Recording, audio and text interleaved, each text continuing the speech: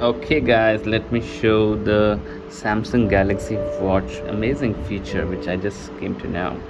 So if I want to play a slideshow, so let me go to a PPT controller. If you can see on this red two arrows, and open this, and I have to connect prior to my desktop, which I have done already. And then this is the option of slideshow, and just voila, can you see the slideshow is here, and you have next options coming up right over there.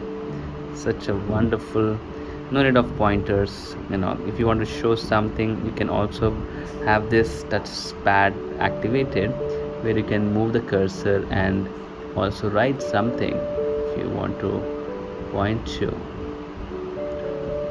Okay, so it is showing dots here. All right, and let's see if we can use as a pointer. Let's see. Oh yes, the pointer is also available, a laser pointer. Thank you for watching.